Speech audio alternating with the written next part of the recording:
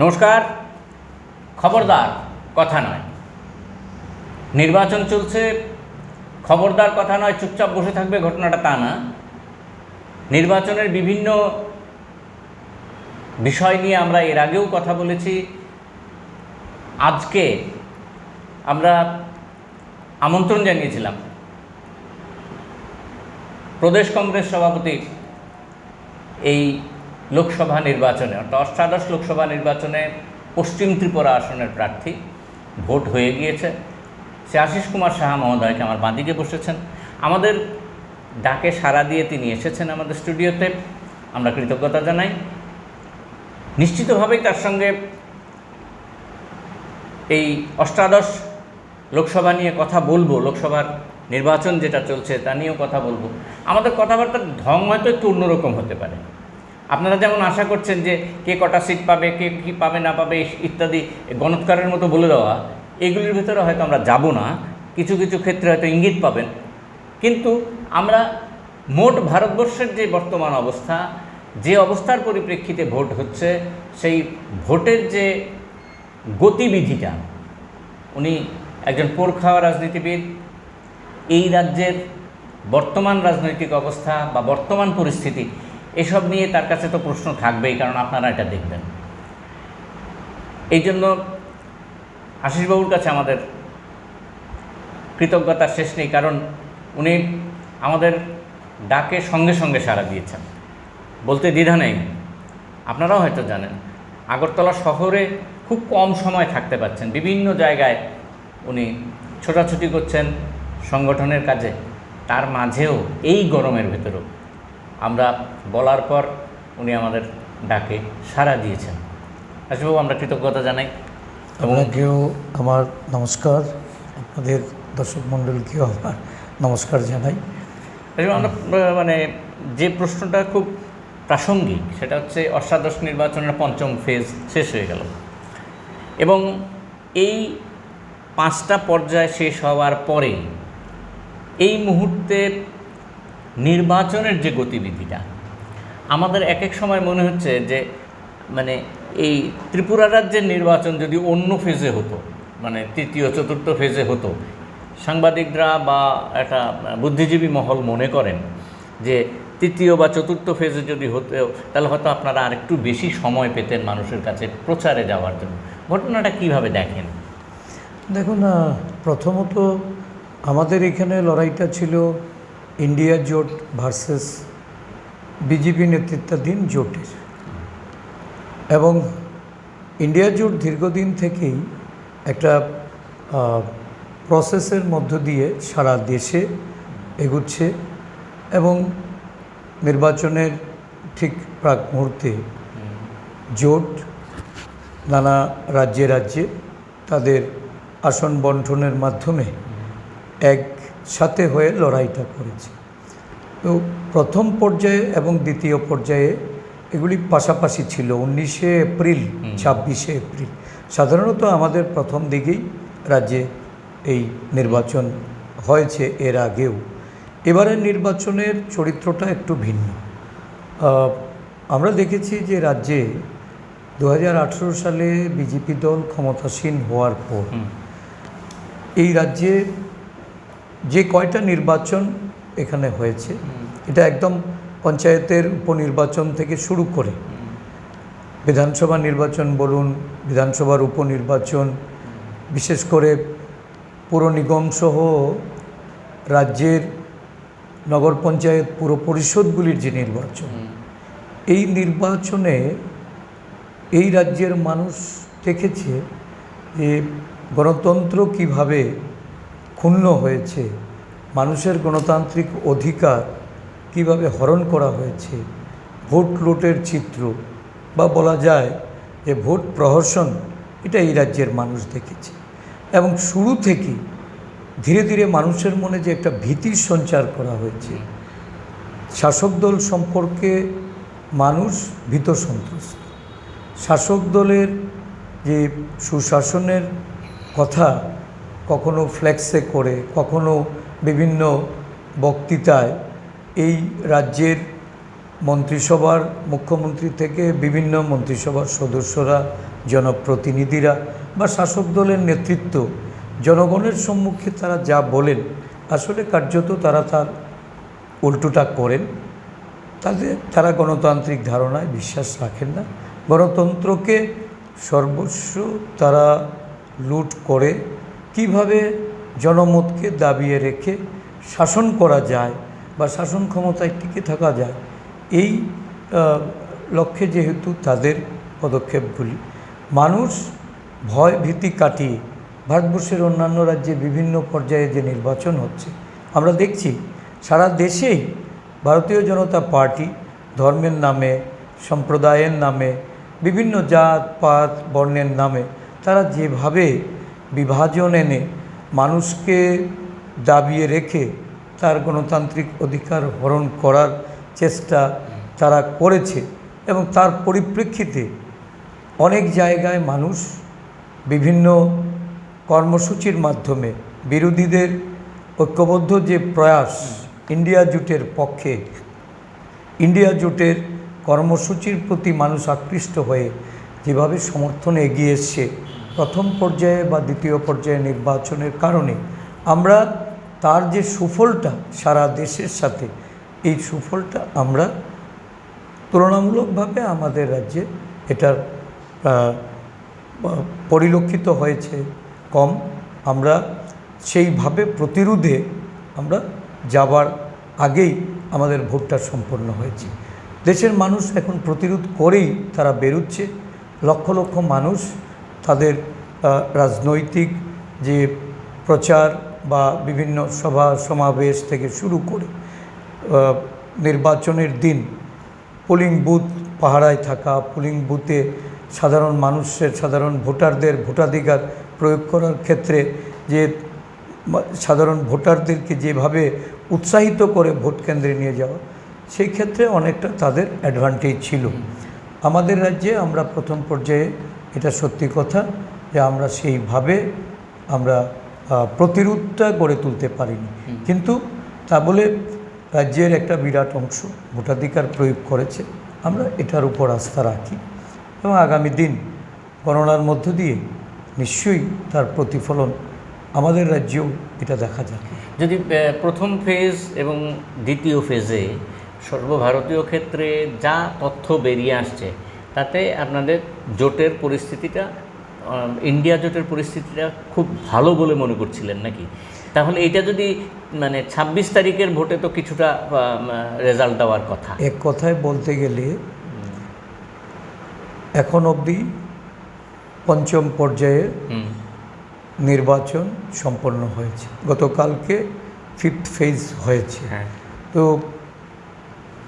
বিভিন্ন ইউটিউবার থেকে বিভিন্ন সোশ্যাল মিডিয়া বা গ্রাউন্ড রিপোর্ট যেটা আসছে, গ্রাউন্ড রিপোর্ট বলছে যে ইন্ডিয়া জোটের পক্ষেই অনেকটা জনমত এটা প্রতিফলিত হয়েছে, যার উপর ভিত্তি করে অনেক সাইকোলজিস্টরা বলুন বা পলিটিক্যাল অ্যানালিস্ট যারা আছেন, তাদের মতামতগুলি আমরা যেটা দেখতে পাচ্ছি, এতে বোঝা যাচ্ছে যে ইন্ডিয়া জোট এগিয়ে আছে। কিন্তু প্রশান্ত কুমার আজকে প্রশান্ত কিশোর আজকে একটা ইন্টারভিউ দিয়েছেন একটা একটা নিউজ মিডিয়াতে। ইন্টারভিউ দিতে বলেছেন যে নরেন্দ্র মোদীর নেতৃত্বাধীন সরকারি গঠিত সম্ভাবনা বেশি। তার মানে বিভিন্ন রকম তথ্য দেওয়ার থেকেও বিভিন্ন রকম বক্তব্য রেখেছেন, বিভিন্ন জন কন্ট্রাডিকশন আছে, বিভিন্ন জন বিভিন্নভাবে বলছে। আর তাছাড়া আমি এই প্রশান্ত কিশোর সম্পর্কে আমার যেটা রিডিং, উনি এক এক জায়গায় এক এক সময় এক একটা বলছেন।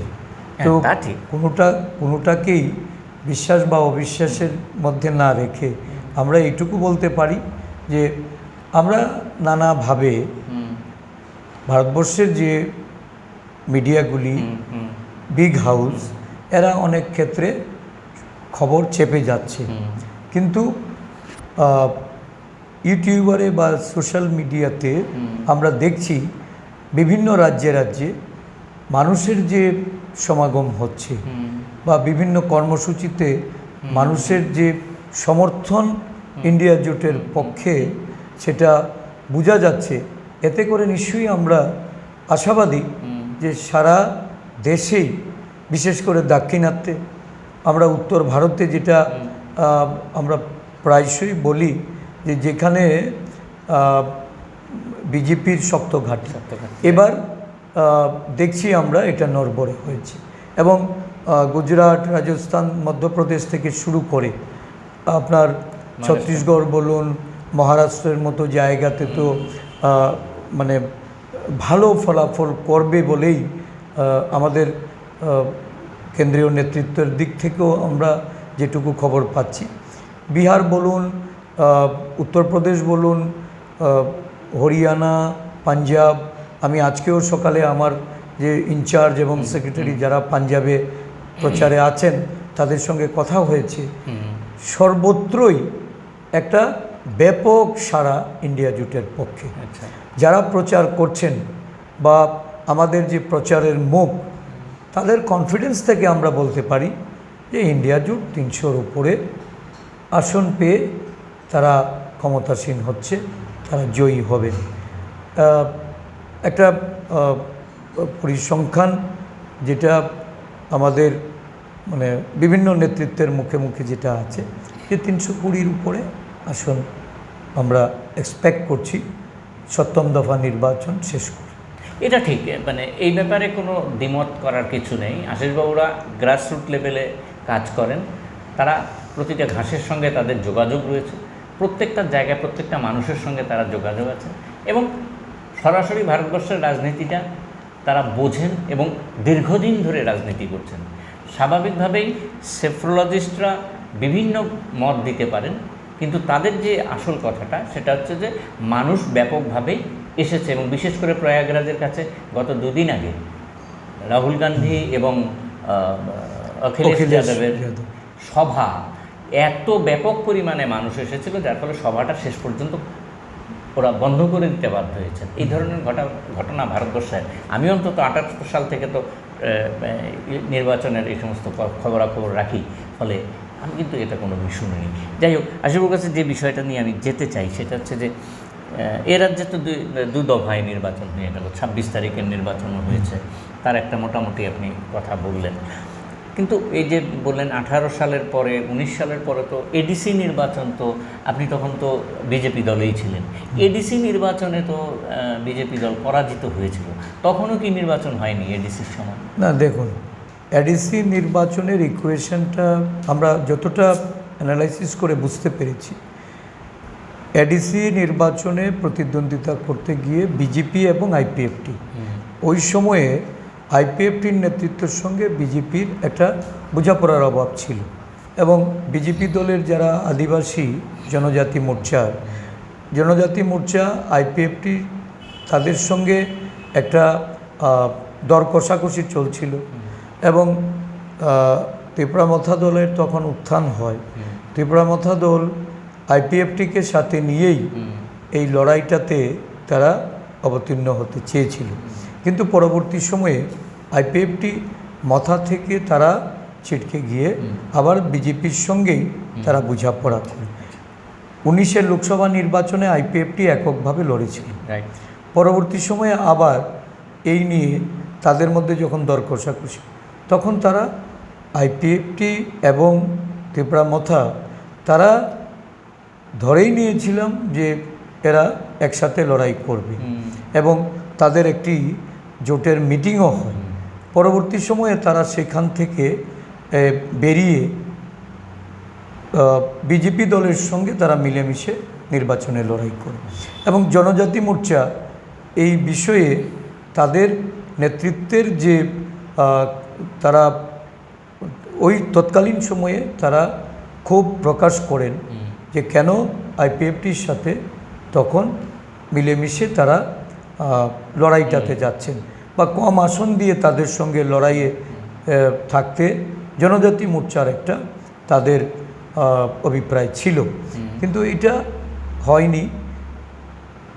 লড়াই হয়েছে আইপিএফটিকে অধিক আসন দিয়েই, কম বেশি করে বলতে গেলে আইপিএফটিকে জনজাতি মোর্চার বা বিজেপি দল থেকে বেশি আসন প্রদান করা হয়েছে। কিন্তু একটা মনে হয়েছে ওইখানে যে এটা ইন্টারনাল আন্ডারস্ট্যান্ডিং আইপিএফটিকে বধ করা, এবং দেখা গেছে আন্ডারস্ট্যান্ডিং মানে যে কার সঙ্গে? এটা মথার সঙ্গে, আচ্ছা, আচ্ছা। মথার সুপ্রিমো আজকে যাদের সঙ্গে তারা হাত মিলিয়ে এই লোকসভা নির্বাচনে ছিল বা বিগত হ্যাঁ তখন থেকেই তৎকালীন যিনি মুখ্যমন্ত্রী, বর্তমান প্রাক্তন মুখ্যমন্ত্রী, যিনি আজকে লোকসভা নির্বাচনে প্রতিদ্বন্দ্বিতা করেছেন, এবং এটা বোঝা গেছে আমরা বিধানসভার নির্বাচনে দেখেছি যে তেপড়ামথা 42 আসনে ক্যান্ডিডেট দিয়ে বিজেপিকে ক্ষমতায় বসার একটা রাস্তা তারা করে দিয়েছিলেন। এবং এটা কিসের বিনিময়ে করেছেন এটাও রাজ্যবাসী খানিকটা হলেও তারা অনেকেই জানতে পারে, বিশেষ করে আদিবাসী অঞ্চলে। আদিবাসী নেতৃত্ব ক্ষোভ থাকার সত্ত্বেও তাদের মধ্যে এই বিধানসভা নির্বাচনের পরে তারা বেরিয়ে এসে একটা নতুন কিছু চিন্তাভাবনা করবে, সেটা হয়তো সফলতার সঙ্গে তারা করতে পারেন। তবে কিছু কিছু নেতৃত্ব তারা সরে এসছে বিধানসভার পরে, এবং এই লোকসভাতে চিত্রটা আরও পরিষ্কার হয়েছে যখন প্রকাশ্যে বিজেপির সঙ্গে জোট বেঁধে মথা তার ক্যান্ডিডেটকে পদ্মফুলের চিহ্নে লড়তে সেখানে সম্মতি দিয়েছে। ন্যাচারালি আমরা এটা পরিষ্কার যে গোড়া থেকে যে পরোক্ষে যে বোঝাপড়া ছিল, এই বোঝাপড়াটা আজকে আদিবাসী সমাজ বা এই রাজ্যের মানুষ তারা প্রত্যক্ষ করলেন। এবং আগামী দিন থেকে আপনারা বুঝতে পারছেন প্রতিদিন মথা ভেঙে আমাদের দলে বিভিন্ন নেতৃত্ব তাদের সাবজোনাল থেকে শুরু করে তাদের যুব সংগঠন থেকে শুরু করে বিভিন্ন মথা নেতৃত্ব যোগদান করেছেন। আজকেও আমাদের গন্ডাছড়াতে একটা প্রায় 37 পরিবার এই মথা ত্যাগ করে কংগ্রেস দলে যোগদান করেছে, এবং আমরা এটা আরও ব্যাপকতা দেখব আগামী কিছুদিনের মধ্যে। আসলে এটা এই যে মথার কথা বলছেন, মথা দলটা তো গঠিত হয়েছিল সিএএ-কে সামনে রেখে। এই মুহূর্তে সিএএ এর কাজ শুরু হয়ে গেছে নোটিফিকেশনের মাধ্যমে। এখন মথার ভূমিকাটা কোন অবস্থায় আছে, তারা কেন চুপ, সে ব্যাপারে আপনার একটা দৃষ্টিভঙ্গি আছে। আপনারা তার সরাসরি বিরোধিতা করছেন সিএএ এর, কেন? গতকাল একটা সাংবাদিক সম্মেলন করে আমাদের প্রদেশ কংগ্রেসের পক্ষ থেকে আমরা এই সিএএ এর বিরোধিতা আমরা কেন করছি এই সম্পর্কিত বিষয়ে আমরা ব্যাখ্যা একটা দিয়েছি, এবং সেখানে পরিষ্কার যে এক সময় দেখা গেছে উত্তর পূর্বাঞ্চলের বিভিন্ন রাজ্যে বা ভারতবর্ষের অন্যান্য জায়গাতেও যেহেতু এই সিটিজেনশিপ অ্যামেন্ডমেন্ট অ্যাক্টে আমরা দেখেছি যে একটা জাতভিত্তিক এই অ্যামেন্ডমেন্টের জন্য এখানে যে বিলটা নিয়ে এসেছিল, এই বিলের বিরোধিতা করেছে বিভিন্ন এনজিওরা, বিভিন্ন নন গভর্নমেন্টাল যে অর্গানাইজেশনগুলি, সামাজিক সংস্থা, বিভিন্ন রাজ্যে ছাত্র যুব সংগঠন এই সিএর বিরোধিতা করে তারা আন্দোলনে নেমেছে। আমাদের রাজ্যেও এই ধরনের বিভিন্ন ছাত্র সংগঠন নর্থ ইস্ট রিজিয়নের তারা আন্দোলনে নেমেছিল, এবং এই আন্দোলনের পেছনে এই তেপড়ামথা দলের যে নেতৃত্ব এবং তাদের দলের সুপ্রিমো, বিশেষ করে তাদের দলের সুপ্রিমোর একটা সেদিন ভূমিকা ছিল।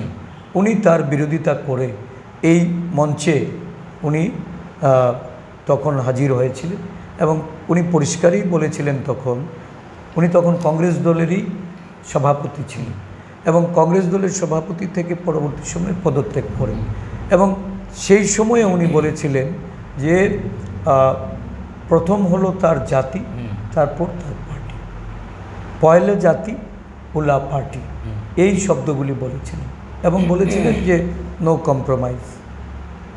তাদের এই ধরনের বক্তব্যে আদিবাসী যুবকরা সেদিন কিন্তু তারা প্রাণ উৎসর্গ করতেও দ্বিধাবোধ করেনি, মাধববাড়িতে মাধববাড়ি। এই যে গণ আন্দোলন যেটা সংগঠিত হয়েছে সিএ এর বিরোধিতা করে বা তখন সিএবি যে বিলটা আসছিল এর বিরোধিতা করে একটা বিরাট অংশের যুবকরা পথে নেমেছিলেন। পুলিশ সেখানে টিয়ার গ্যাসের সেল ফাটিয়েছিলেন এবং পরবর্তী সময়ে সেখানে গুলিবিদ্ধ করে বেশ শহীদ হয়েছেন কয়েকজন এবং অনেকেই আহত হয়েছেন। এই ধরনের ঘটনা মধ্যে দিয়েই এই মথা ত্রিপুরা রাজ্যে আদিবাসীদের মধ্যে একটা গণ আন্দোলনের তারা তৈরি করেছিল এবং এটা তখন ধীরে ধীরে আদিবাসীদের আভিজাত্য, তাদের স্বাতন্ত্র্য, তাদের সংবিধান প্রদত্ত ক্ষমতায়নের প্রশ্নে এই যে গ্রেটার ত্রিপুরাল্যান্ডের স্লোগান, এক সময় যেটা আইপিএফটির ত্রিপুরাল্যান্ড ছিল, এটাকে তারা আরেকটু বর্ধিত আকারে গ্রেটার ত্রিপুরাল্যান্ড, যদিও গ্রেটার ত্রিপুরাল্যান্ড সম্পর্কে আজও এই রাজ্যের জনগণ বা জনমানুষে এটা কোনো সময়ই পরিষ্কারভাবে কোনো চিত্র এটা কেউ পায়নি বা ওরাও তুলে ধরেনি। এখন কি এটা গ্রেটার পোর্টফোলিওর দিকে যাচ্ছে? দেখুন, এই লড়াইটাতে এই রাজ্যের আদিবাসীদের একটা তাদের যাত্রাভিমান বলুন, তাদের সুযোগ সুবিধার প্রশ্নে, তাদের ক্ষমতায়নের প্রশ্নে বা অধিকার এটাকে প্রতিষ্ঠিত করার জন্য একটা লড়াই এই রাজ্যের আদিবাসী জনগণ থানসা বা মথা এই ধরনের একটা প্ল্যাটফর্ম থেকে তারা এটা প্রত্যাশা করেছিল যে এটার বোধহয় একটা আশাতীত বা ফলস্বরূপ একটা কিছু তারা এটা আশা করেছিল। কিন্তু দেখা গেল এই লোকসভা নির্বাচনের আগে বিধানসভায় একটা ভূমিকা ছিল, যে ভূমিকা নিয়ে এই ত্রিপুরা মথা দলের অনেক নেতৃত্ব তাদের ক্ষোভ তারা ব্যক্ত করেছেন এবং এই স্ট্যান্ডটাকে তারা সবাই পুরোপুরি মেনে নিতে পারেননি। এবং লোকসভাতে যেটা হলো এই নিয়ে তো প্রকাশ্য রিভল্ট হয়েছে, তাদের দলের বিধায়ক থেকে শুরু করে বিভিন্ন র্যাঙ্ক অ্যান্ড ফাইলে এটা প্রকাশ্য রিভল্ট হয়েছে। শুধু রিভল্টই নয়, তাদের নেতৃত্বের প্রতি নানা ধরনের অশ্লীল তারা ভাষা প্রয়োগ করেছে, তাদের নেতৃত্বের ছবি পুড়িয়ে তারা বিক্ষোভ প্রদর্শন করেছে এবং যা ফলশ্রুতিতে বলা যায় যে এই ত্রিপুরা মথার অস্তিত্ব আগামী দিন টিকে থাকবে কিনা এটা সন্দেহজনক। এই অবস্থার পরিপ্রেক্ষিতে একটা কথা খুব জানতে ইচ্ছে করছে। আপনি দীর্ঘদিন বললে ভুল হবে, একটা সময়ে আপনি ক্ষমতাসীন দলের সঙ্গে যুক্ত ছিলেন, বিধায়ক ছিলেন, একটা মন্ত্রিসভা দেখেছেন, এর আগেরও একটা মন্ত্রিসভা দেখেছেন, নতুন মন্ত্রিসভার সদস্য হননি, অনেক প্রলোভন থাকা সত্ত্বেও, কিন্তু আপনি সদস্য হননি। এই মুহূর্তে রাজ্য প্রশাসন কেমন চলছে বলে মনে হয়? আমি বারবারই এই কথাটা বলছি যে দেখুন, এই প্রশাসনের অভিভাবকহীনতা এটা প্রত্যেকটা মানুষকে ভাবিয়ে তুলেছে। প্রশাসন কোথায় আছে? যারা সুশাসনের কথা বলছেন, আমরা সেক্রেটারিয়েট অ্যাডমিনিস্ট্রেশনে যে স্লথ বা মন্থর এই প্রশাসনিক কাজকর্মের আগেও বলেছি এবং বেশিরভাগ ক্ষেত্রেই আজকে জনগণ দেখছে যে অযোগ্যতা বা তাদের ব্যর্থতা এটা সমস্ত ক্ষেত্রে একটা দৃষ্টান্ত তৈরি হচ্ছে।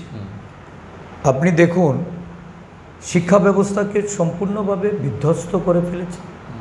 আজকে বিদ্যাজ্যোতি নিয়ে যে ছাত্র বলুন, অভিভাবকরা বলুন, যে বেহাল অবস্থায় তারা ভুগছেন, এটা কোনোভাবেই মেনে নেওয়া যায় না।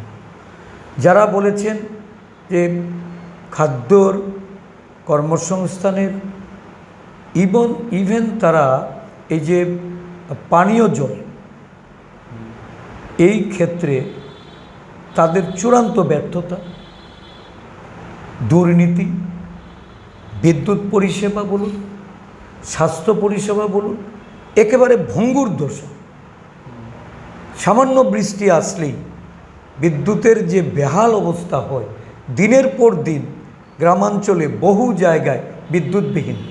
রিসেন্টলি আমি আমাদের প্রদেশ কংগ্রেসের সিদ্ধান্তমূলে রাজ্যের 60টি ব্লক আমরা ব্লকের সাংগঠনিক সভার জন্য আমরা যাচ্ছি।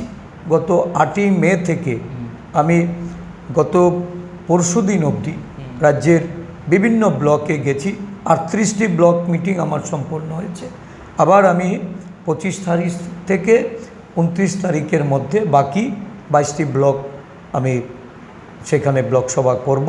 মানে ব্লক মানে আমাদের বিধানসভা কেন্দ্রিক ব্লক, এবং এই ব্লকের যে ব্লক কমিটি, এই ব্লক কমিটি আমাদের জেলা কমিটির নেতৃত্বকে নিয়ে, প্রদেশের নেতৃত্ব নিয়ে আমরা ব্লকগুলিকে সংগঠিত করার জন্য এই জনসংযোগ কর্মসূচি আমরা শুরু করেছি। প্রতিটা ব্লকেই যে বিভিন্ন উন্নয়নমূলক কাজের যে ক্ষেত্রে সবচেয়ে বেশি ব্যর্থতার চিত্রটা উঠে এসছে আমাদের ব্লক নেতৃত্বের আলোচনার মাধ্যমে, আমরা গতকালকে আমরা বলেছি রাজ্য জুড়ে আমরা কর্মসূচিতে যাচ্ছি, আন্দোলনের কর্মসূচি আমরা নেব। পানীয় জল, বিদ্যুৎ, স্বাস্থ্য পরিষেবা, শিক্ষা এবং রাস্তাঘাট সহ আইন শৃঙ্খলার কথাও আমরা বলেছি। সবচেয়ে বড় বিষয় হলো যে এই রাজ্যে আগ্নেয়াস্ত্রর যত্রতত্র ব্যবহার চলছে। আইন শৃঙ্খলার কথাটা শুনে হেসে উঠলেন কেন? না, বলছি যে একটা অভিভাবকহীন অবস্থায় চলছে রাজ্যে। যারা আজকে আইন শৃঙ্খলার অবনতির জন্য দায় যাদের উপর পড়ছে, সব শাসক দলের মানুষ। শাসক দলের মধ্যে উপদলীয় কুন্দল চলছে, তাদের গোষ্ঠী সংঘর্ষে আজকে আগ্নেয়াস্ত্রের ব্যবহার হচ্ছে, গুলিতে নিহত হচ্ছেন, আহত হচ্ছেন। আরক্ষা প্রশাসনকে সেখানে তাদের কাজ করতে দেওয়া হচ্ছে না, টুটু জগন্নাথ বানিয়ে বসিয়ে দেওয়া হয়েছে। বিভিন্ন জায়গায় বিরোধী দলের নেতা কর্মীরা আক্রান্ত হচ্ছেন, তাদের উপর আক্রমণ হলে যে মামলা হচ্ছে। ইন্টারেস্টিংলি আমি গত পরশুদিন কমলপুর গিয়েছিলাম, সেখানে আমাদের তার আগের দিন রাত্রিবেলা আমাদের একজন কর্মীকে আক্রমণ করেছে। একটা সভা থেকে তারা ফিরছিলেন, রাস্তার মধ্যে বাইক বাহিনী তাদের আক্রমণ করে। স্পেসিফিক মামলা হয়েছে, হসপিটালাইজ ছিল। এই অবস্থার মধ্যে যখন আমাদের নেতৃবৃন্দরা এসডিপিওকে তারা জানালো এই ঘটনা, দেখা গেল যে এসডিপিও তাদের চাপে বাধ্য হয়ে রাত্রিবেলা 3 জনকে গ্রেপ্তার করলেন, এবং রাত্রিবেলা স্পেশাল কোর্ট বসিয়ে একটা দুর্বল সেকশন দিয়ে সিডি তারা তৈরি করে পাঠিয়েছেন, যার মূলে তাদেরকে ছেড়ে দেওয়া হয়েছে। তারা কোর্ট থেকে জামিনে মুক্ত হয়েছে। তো এই যে দুর্বল সেকশন দিয়ে পাঠানো, যেখানে আহত হয়ে হসপিটালাইজড, গ্রেভিয়ার হার্ট, সেই ক্ষেত্রেও এই ধরনের সেকশন কিভাবে তারা ইউটিলাইজ করে। এই যে পুলিশ প্রশাসনকে নিষ্ক্রিয় করে আইনের শাসনকে আজকে এমন জায়গায় নিয়ে দাঁড় করিয়েছে, জনগণের মধ্যে সবসময় একটা ভীতি কাজ করছে। এটা চাঁদার জুলুম, মাফিয়াদের নেগোসিয়েশন, বাণিজ্যের সব কিছুর মধ্যেই একটা কোথায় যেন আইনি দুর্বলতা, আইন প্রয়োগের ক্ষেত্রে দুর্বলতা। অথচ মুখ্যমন্ত্রী সুশাসনের কথা বলছেন, কঠোর আইনি ব্যবস্থার কথা বলছেন। যদি এত কিছুই হয়, তাহলে দিনের বেলায় মহিলা গৃহবধূ কিডন্যাপ হচ্ছে, 9ম শ্রেণীর ছাত্রী, তাকে তুলে নিয়ে গিয়ে তার উপর শারীরিক অত্যাচার হচ্ছে। বিভিন্ন জায়গায় জায়গায় নারী ঘটিত অপরাধের সংখ্যা প্রচণ্ডভাবে বৃদ্ধি পাচ্ছে। বিধানসভায় তথ্য বেরিয়ে আসছে, তারপরেও তারা যদি সুশাসন বলেন, আমাদের ধরে নিতে হবে যে তারা দিবানিদ্রায় আছেন। ফ্ল্যাক্সে আর ফেস্টুনের মধ্যে সুশাসনকে আপনার প্রচার করে মানুষকে যেভাবে অত্যাচার, নির্যাতন, মানুষের প্রতি যে নানাভাবে যেভাবে মানুষকে শোষণের মধ্যে ঠেলে দিয়েছে, মানুষ পরিত্রাণ পাওয়ার জন্যই সারা দেশব্যাপী যে চিত্র, আমাদের রাজ্যে এটার ব্যতিক্রম নয়। আমরা আজকে বিরোধী দলগুলি এই বিষয়গুলি নিয়ে যখন প্রকাশ্যে রাস্তায় নামছি, আমি অদ্ভুত একটা আন্দোলন দেখলাম যে শাসক দল বলছে যে বিরোধীদের যে গণ আন্দোলনের বিরোধীরা যে বিষয় নিয়ে আন্দোলন করছেন, একদিক থেকে রাজ্যের মুখ্যমন্ত্রী উনি স্বীকার করে নিচ্ছেন যে বিদ্যাজ্যোতিতে এই রাজ্যের ফলাফল ভালো হয়নি এবং তার জন্য উনি উদ্বিগ্ন, উনি উদ্বেগের কথা প্রকাশ করছেন। আর ওনার দল উল্টোটা, ওরা বলছেন যে বিরোধীরা অপপ্রচার করছে। পাহাড়ে কাজ নেই, খাদ্যের সংকট, বিভিন্ন জায়গা থেকে মানুষ উদ্বাস্তু হয়ে তারা স্থানান্তরিত হচ্ছেন, প্রশাসনের কোনো খেয়াল নেই, তাদের প্রতি কোনো দায়বদ্ধতা নেই সরকারের, কিন্তু জবরদস্তি তারা মানুষকে তাদের যে ভাষা, তাদের যে প্রতিবাদের যে আপনার পথ, এটাকে তারা অবরুদ্ধ করতে চাইছে। আমরা এগুলি ভেঙে বেরিয়ে আসব। আমাদের গণ আন্দোলন জনসমর্থন নিয়েই ভারতবর্ষের চিত্রটা তো দেখা যাচ্ছে। এই যে বিভিন্ন ন্যায়ের উপর আমরা ইন্ডিয়া জোট কথা বলছি, প্রতিষ্ঠা গ্যারান্টি নিয়ে মানুষের কাছে যাচ্ছি। ভারতবর্ষের আজকে এবারের নির্বাচনে সবচেয়ে বড় ইস্যু কী?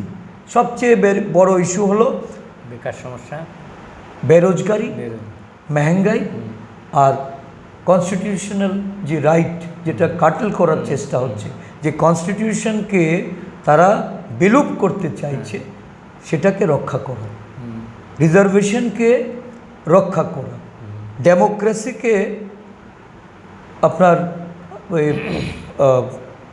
আপনার রেস্টেইন করা, এটা হলো গিয়ে মানুষের কাছে এখন সবচেয়ে বড় ইস্যু। দেশের প্রধানমন্ত্রী এক এক ফেজে এক এক সময় উনি নানা কথা বলে দিয়েছেন। বিকশিত ভারত নিয়ে যিনি শুরু করলেন, আজকে কোথায় চলে গেল বিকশিত ভারত? এখন হিন্দু মুসলিম মঙ্গলসূত্র, কখনো বলছেন যে মুসলিমদের ভারতবর্ষের জমি বলুন, ভারতবর্ষের বিভিন্ন স্বর্ণ অলঙ্কার থেকে শুরু করে সমস্ত কিছু কেড়ে নিয়ে নাকি মুসলিমদের ধর্মীয় সংখ্যালঘু মুসলিমদের মধ্যে তারা, এটা কংগ্রেস দল চাইছে প্রচার করতে, এটা কংগ্রেস দলের ম্যানিফেস্টোতে আছে, কিন্তু ম্যানিফেস্টোর কোথায় আছে এটা আজ অবধি কেউ জানতেও পারেনি বা সেখানে দেখেও নি। এই নিয়ে কোনো সদুত্তর নেই বিজেপি নেতৃত্বে। দীর্ঘ পরিশ্রান্ত সর্বশেষ বিষয়, নির্বাচনে যখন এলেন, নির্বাচন দিয়ে শুরু করছি, নির্বাচন দিয়ে শেষ করছি, নির্বাচন কমিশনের ভূমিকা আপনার কেমন লাগছে? এই কমিশন আমাদেরকে আশ্বস্ত করেছিল, প্রথমত 3 টায়ার সিকিউরিটি অ্যারেঞ্জমেন্ট ওনারা করবেন, ভোটাররা যাতে কোনো ধরনের বাধার সম্মুখীন না হন, নিরাপদে তারা সুষ্ঠুভাবে ভোট প্রদান করতে পারবেন, তারা আশ্বস্ত করেছিল। ভোট কেন্দ্রের ভেতরে বাইরে পুলিশ প্রশাসন থাকবে, পোলিং এজেন্টরা নির্বিঘ্নে সেখানে প্রবেশ করতে পারবে, কোথাও কোনো অসুবিধা হলে তারা সহযোগিতা করবে, আরক্ষা প্রশাসনকে সেখানে তারা প্রয়োজনে সেখানে ব্যবহার করবেন। কিন্তু দেখা গেল নির্বাচনের দিনে এই সমস্ত ফাঁকা বুলি। আমরা গিয়েছিলাম আমাদের যিনি এখানে চিফ ইলেকশন অফিসারের কাছে, উনি আমাদেরকে আশ্বস্ত করা সত্ত্বেও এটা উনি পারেননি এবং উনি স্বীকার করেছেন যে যারা ভোট দিতে গিয়ে বাধাপ্রাপ্ত হয়ে ফিরে গেছেন বা যাদের বাড়ি বাড়ি গিয়ে হুমকি দিয়ে 144 ধারাকে বৃদ্ধাঙ্গুষ্ঠ দেখিয়ে শাসক দলের বাইক বাহিনী বিভিন্ন পাড়ায় পাড়ায় বাড়ি বাড়ি গিয়ে ভোটারদের ভোট কেন্দ্রে যাওয়ার জন্য বারণ করেছিলেন, সেটাতে কোনো ধরনের ইলেকশন কমিশনের কোনো ভূমিকা আমরা লক্ষ্য করিনি। আমরা অভিযোগ জানিয়েও সেখানে কোনো ধরনের আমরা পদক্ষেপ দেখিনি বা সদুত্তর পাইনি। স্বাভাবিকভাবে আমরা বলবো যে তাদের নিরপেক্ষতা এটা দেখা যায়নি, যার জন্য এই রাজ্যে একটা বিরাট অংশের ভোটাররা তাদের ভোটাধিকার প্রয়োগ করতে পারেননি।